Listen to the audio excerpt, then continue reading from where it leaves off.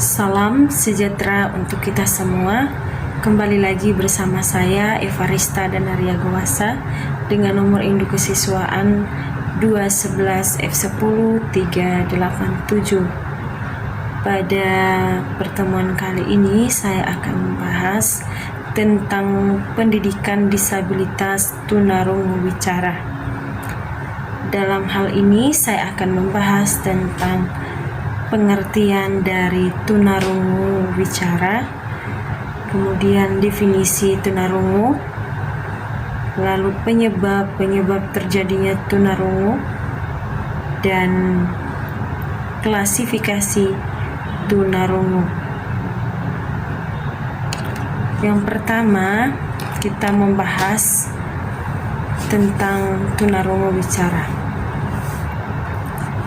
Kata tunarungu tidak dapat dipisahkan dari kata tunawicara, dikarenakan kedua istilah tersebut terucap bersama dan sekaligus terlihat bersama.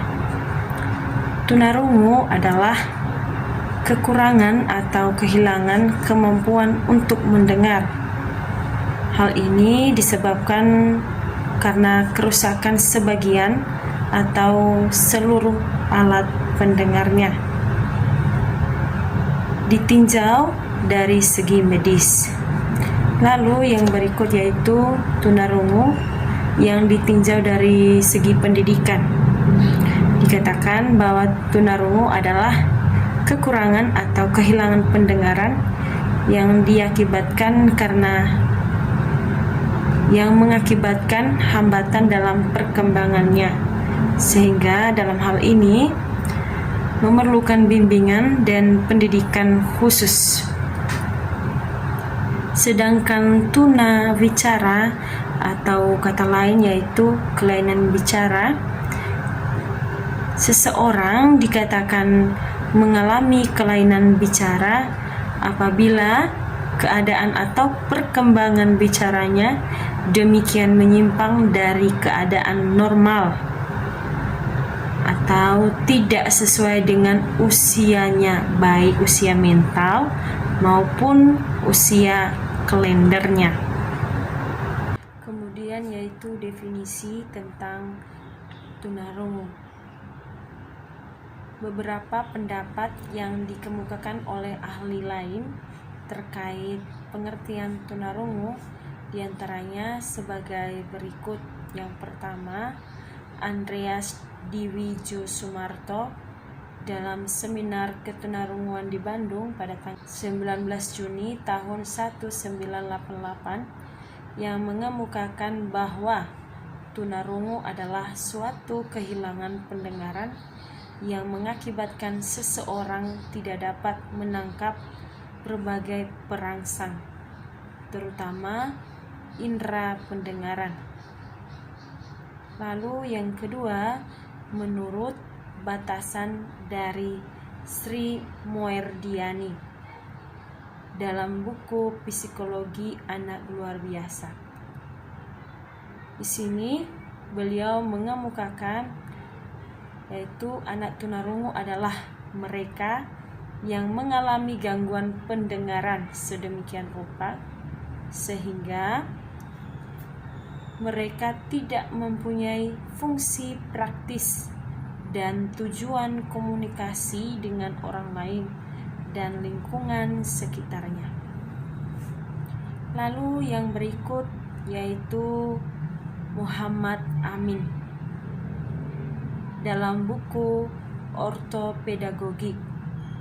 Di sana beliau mengemukakan bahwa anak tunarungu adalah mereka yang mengalami kekurangan atau kehilangan kemampuan mendengar yang disebabkan oleh kerusakan atau tidak berfungsinya sebagian atau seluruh organ pendengaran yang mengakibatkan hambatan dalam perkembangannya sehingga memerlukan bimbingan pendidikan khusus. Sekarang kita masuk pada pembahasannya yaitu tentang pengertian tunarungu dan tunawicara. Menurut Pernamari Somat dan Tati Herawati 1996 dalam buku halaman 27 yang menyatakan bahwa tunarungu adalah seseorang yang mengalami kekurangan atau kehilangan kemampuan mendengar, baik sebagian atau seluruhnya, yang diakibatkan karena tidak berfungsinya sebagian atau seluruh alat pendengaran, sehingga ia tidak dapat menggunakan alat pendengarannya dalam kehidupan sehari-hari, yang membawa dampak terhadap kehidupan seseorang atau anak tersebut secara kompleks. Lalu menurut Sarjono pada tahun 1997 dalam bukunya halaman yang ke-7 yang mengatakan bahwa anak tunarungu adalah anak yang kehilangan pendengaran sebelum belajar bicara, atau kehilangan pendengaran demikian anak sudah mulai belajar bicara karena suatu gangguan pendengaran. Suara dan bahasa seolah-olah hilang. Sedangkan tunawicara adalah mereka yang menderita tunarungu sejak bayi atau lahir, yang karenanya tidak dapat menangkap pembicaraan orang lain, sehingga tak mampu mengembangkan kemampuan bicaranya, meskipun dalam hal ini orang atau anak tersebut tidak mengalami gangguan pada alat suaranya. Jadi di sini kita dapat menyimpulkan bahwa anak penyandang tunarungu dan tunawicara adalah anak yang kehilangan kemampuan untuk mendengar, baik sebagian maupun seluruhnya, yang mengakibatkan anak atau orang tersebut tidak mampu untuk menggunakan alat pendengarannya dalam kehidupannya sehari-hari, dan juga tidak mampu mengembangkan kemampuan bicaranya. Itu menurut Sarjono 1997 dalam bukunya yang halaman ke-7. Sekarang kita masuk pada pengertian tunawicara. Tunawicara merupakan gangguan verbal pada seseorang sehingga mengalami kesulitan dalam berkomunikasi melalui suara. Tunawicara ini sering dikaitkan dengan tunarungu.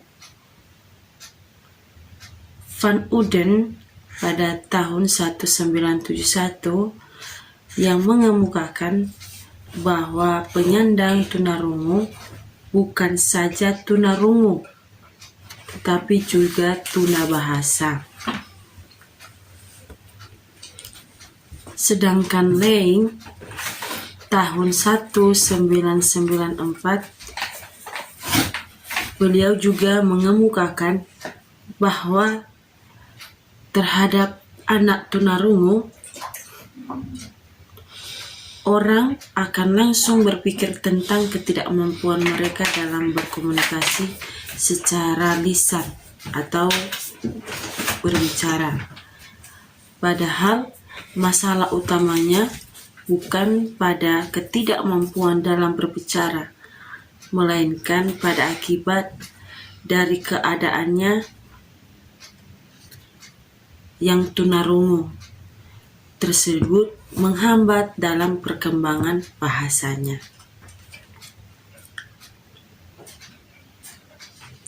Jadi, pendapat Van Uden yang menyatakan bahwa penyandang tunarungu juga pasti tunabahasa berlawanan dengan Card 2007 yang menyatakan bahwa apabila anak-anak dengan gangguan pendengaran diberi alat bantu dengar yang tepat, maka anak tersebut akan mengalami perubahan. Dalam arti anak tersebut akan sedikit mendengar sehingga anak dapat baik, maka kualitas bicara mereka dapat sangat mengagumkan.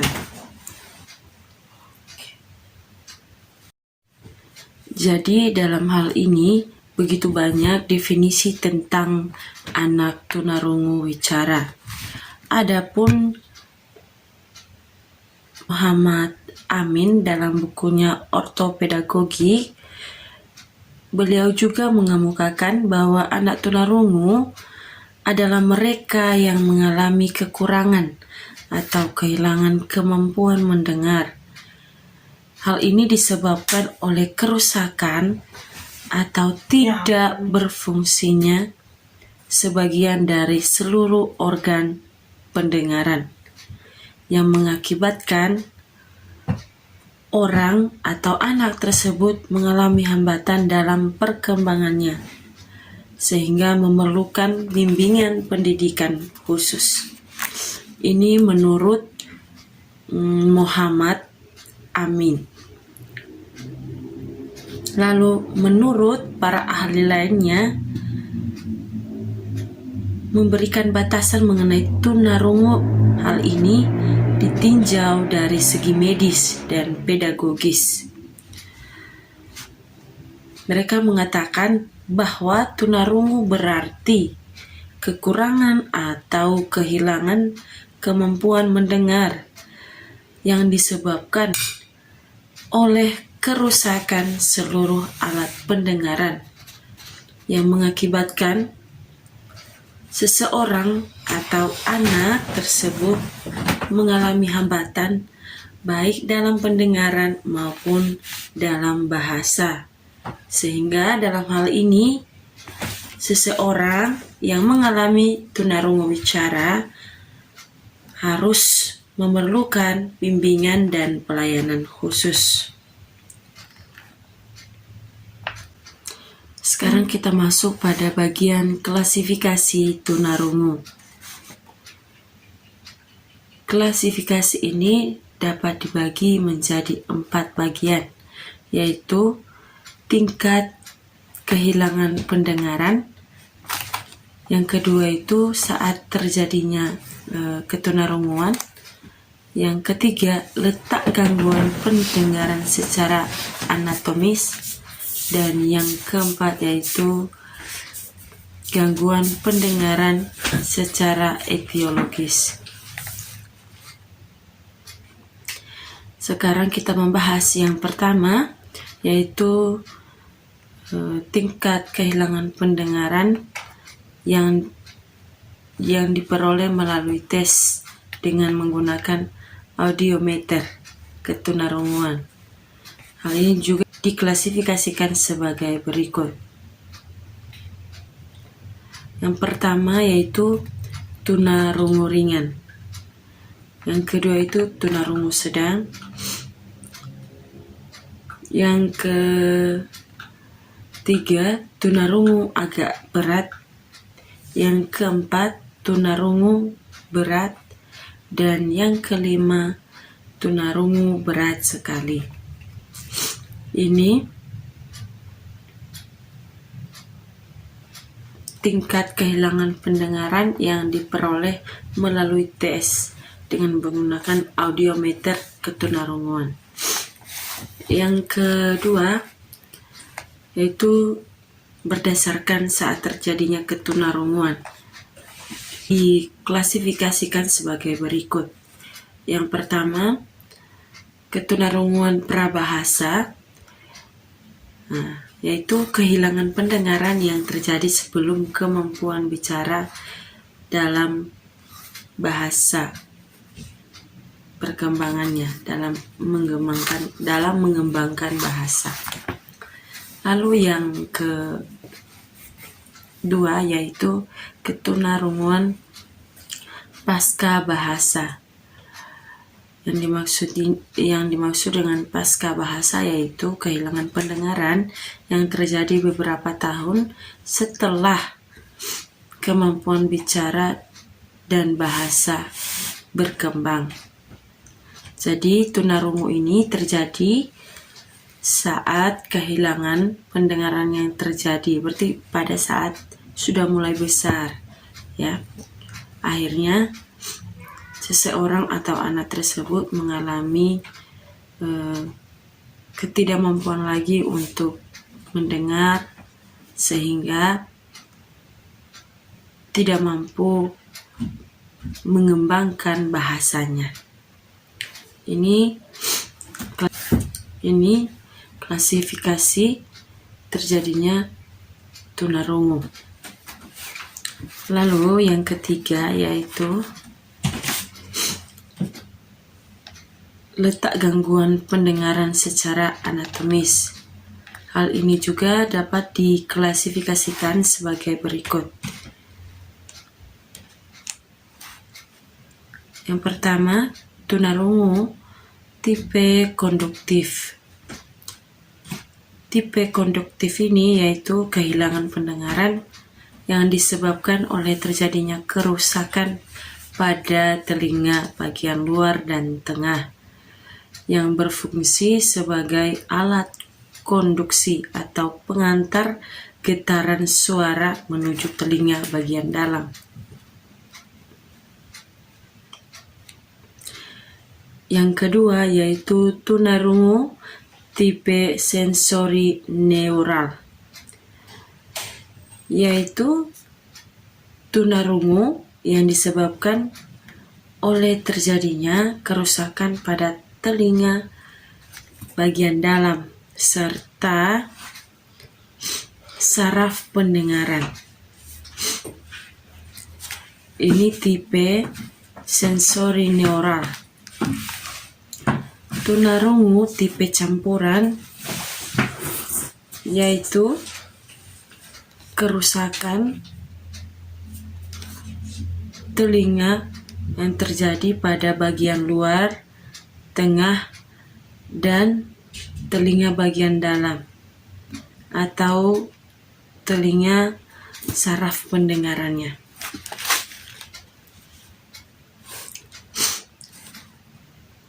Yang berikutnya yaitu ketunarunguan berdasarkan etiologi atau asal-usul. Ketunarunguan ini juga dapat diklasifikasikan sebagai berikut. Yang pertama yaitu tunarungu endogen. Tunarungu endogen yaitu tunarungu yang disebabkan oleh faktor genetik atau sering kita sebut keturunan. Yang kedua yaitu tunarungu eksogen. Tunarungu eksogen yaitu tunarungu yang disebabkan oleh faktor non-genetik. Non-genetik dimaksudkan yaitu yang disebabkan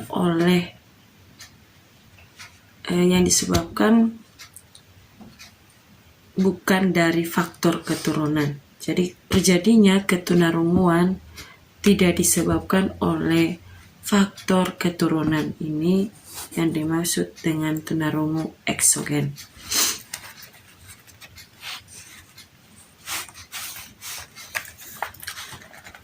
Tunarungu ini diklasifikasikan berdasarkan tingkat pendengaran, yaitu pendengaran sangat ringan. Pendengaran sangat ringan ini dimulai dari angka 27 sampai 40 desibel. Ini yaitu taraf gangguan pendengaran sangat ringan. Sedangkan taraf gangguan pendengaran ringan beda ya, sangat ringan dengan pendengaran ringan. Nah, di sini ditulis gangguan pendengaran taraf ringan yaitu 41 sampai 55 desibel. Sedangkan gangguan pendengaran sedang dimulai dari taraf 56 sampai 70 desibel. Lalu yang berikutnya yaitu gangguan pendengaran berat. Gangguan pendengaran berat ini dihitung dari mulai taraf 71 sampai 90 desibel. Dan yang berikutnya yaitu gangguan pendengaran yang sangat ekstrim. Tunarungu klasifikasikan berdasarkan tingkat gangguan pendengarannya, yaitu yang pertama, gangguan pendengaran sangat ringan. Gangguan pendengaran sangat ringan ini mulai taraf 20 dihitung mulai taraf 27 sampai 40 desibel. Lalu sedangkan gangguan pendengaran ringan dimulai dari taraf 41 sampai 55 desibel. Lalu yang berikut yaitu gangguan pendengaran sedang. Ini mulai taraf 56 sampai 70 desibel. Sedangkan gangguan pendengaran berat dihitung mulai dari taraf 71 sampai 90 desibel. Dan yang lebih ekstrim yaitu sering kita katakan tuli. Ini dihitung dari mulai taraf 91 desibel.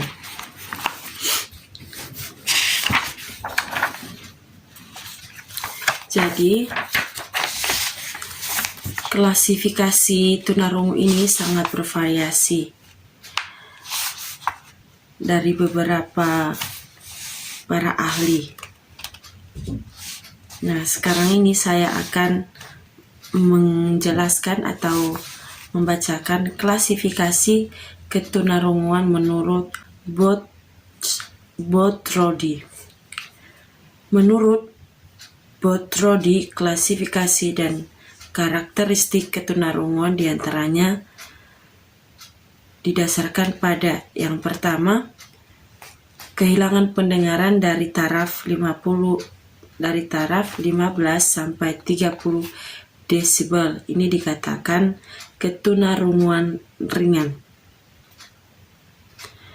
Nah, ini daya tangkap suara atau cakapan manusia normal seperti biasa. Sedangkan yang berikut yaitu kehilangan pendengaran pada tahap 31 sampai 60 desibel. Ini dikatakan tunarungu sedang. Daya tangkapan terhadap cakapan masih sebagian. Lalu yang berikut yaitu kehilangan pendengaran dari taraf 61 sampai 90 desibel. Di sini daya tangkapan terhadap cakapan suara manusia sudah mulai berkurang atau makin lama makin menghilang.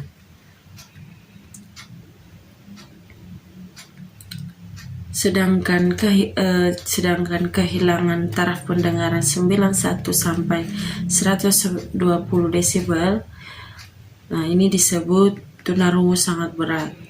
Nah, di sini daya tangkapan terhadap suara cakapan manusia sudah tidak ada sama sekali.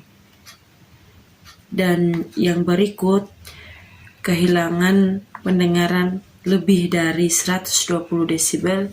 Di sini dikatakan bahwa daya tangkap terhadap suara manusia sudah tidak ada sama sekali. Dalam arti lebih dari 120 desibel itu seseorang atau anak tersebut tidak bisa mendengar. Ini menurut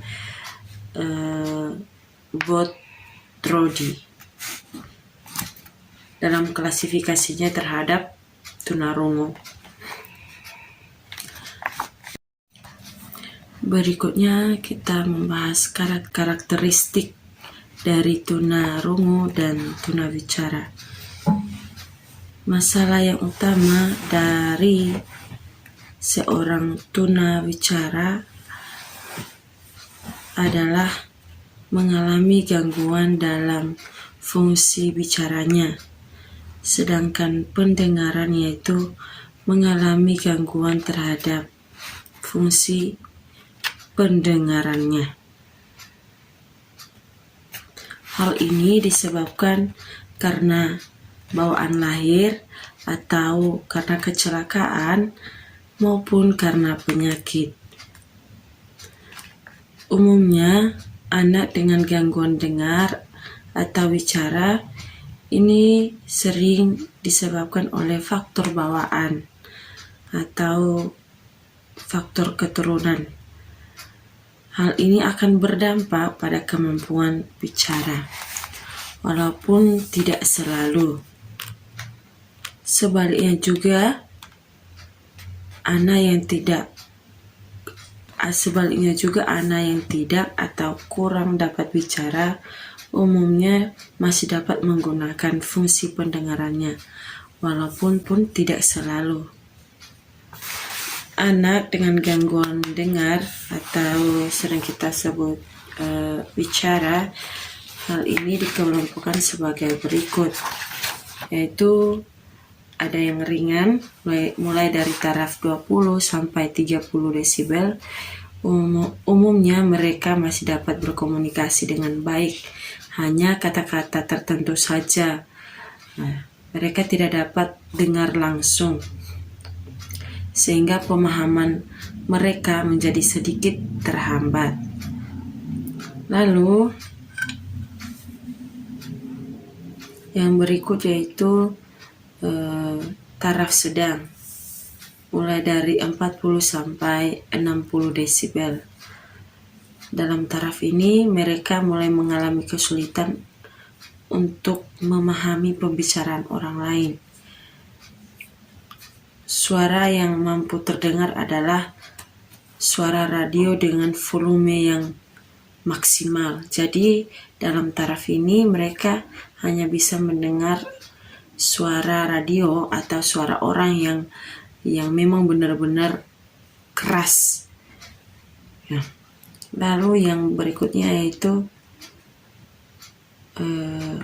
taraf berat atau parah.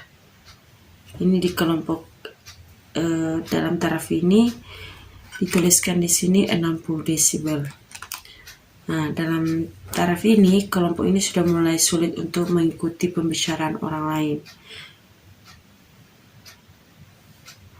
Suara yang mampu mereka dengar adalah suara yang sama kerasnya dengan jalan pada jam sibuk. Biasanya mereka ini kalau masuk dalam kelas, mereka harus menggunakan alat bantu dengar. Dan yang kedua, selalu mengandalkan kemampuan membaca gerak bibir atau sering kita sebut yaitu bahasa isyarat. Ini sebagai alat komunikasi anak tunarungu wicara.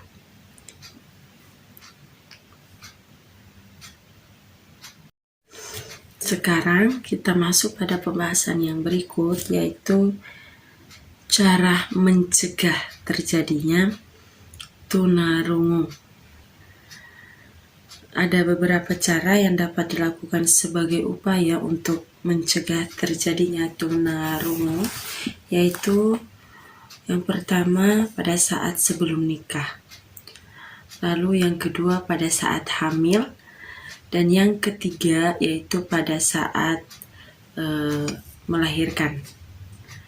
Dan yang terakhir yaitu pada saat setelah melahirkan. Sekarang kita bahas yang pertama, yaitu upaya pencegahan terjadinya tunarungu yang dilakukan pada saat sebelum nikah. Yang pertama yang dilakukan itu menghindari pernikahan sedarah. atau sering kita sebut pernikahan dengan saudara, terutama pernikahan terhadap keluarga yang mempunyai sejarah tunarungu. Lalu yang berikut itu melakukan pemeriksaan darah, dan yang ketiga melakukan konseling genetika. Ini upaya pencegahan terjadinya tunarungu sebelum pernikahan. Lalu yang kedua, upaya pencegahan terjadinya tunarungu pada waktu hamil. Yang pertama yaitu menjaga kesehatan dan memeriksakan kehamilan secara teratur kepada dokter kandungan. Lalu yang kedua, mengonsumsi gizi yang baik. Yang ketiga yaitu tidak meminum obat sembarangan, karena dalam hal ini akan menyebabkan keracunan pada janin. Dan yang keempat yaitu melakukan imunisasi anti tetanus. Ini adalah upaya pencegahan terjadinya ketunarunguan pada saat hamil. Lalu yang ketiga yaitu upaya pencegahan terjadinya ketunarunguan pada saat melahirkan. Yang pertama, pada saat melahirkan diupayakan tidak menggunakan alat penyedot. Yang berikut yaitu apabila ibu terkena virus herpes simplex pada daerah vaginanya, maka kelahiran harus melalui operasi sesar. Biasanya para dokter akan memberitahukan kepada ibu-ibu bila mengalami kesulitan dalam melahirkan. Jadi dalam hal ini inilah proses cara yang bisa dilakukan untuk menghindari terjadinya ketunarunguan pada saat melahirkan. Lalu yang berikut yaitu upaya lakukan untuk mencegah terjadinya ketunarunguan pada saat setelah lahir.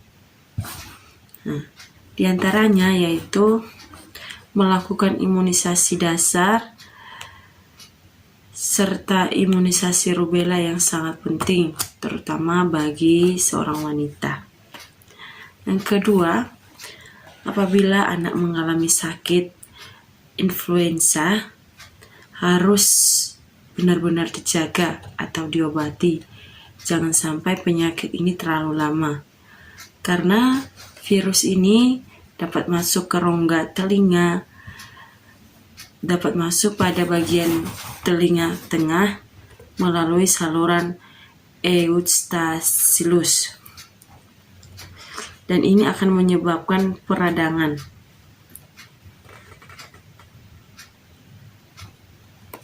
Lalu yang berikut yaitu menjaga telinga dari kebisingan seperti menggunakan pelindungan telinga bagi para pekerja, khususnya pekerja di pabrik. Ini adalah upaya pencegahan terjadinya ketunarunguan pada ibu hamil. Pada ibu hamil, pada si bayi setelah lahir, pada ibu sebelum menikah. Jadi hal-hal seperti ini, hal-hal yang sepele yang sering kita anggap remeh, mohon untuk kita sebagai ibu memperhatikan hal-hal tersebut sehingga tidak terjadi apa yang tidak diinginkan.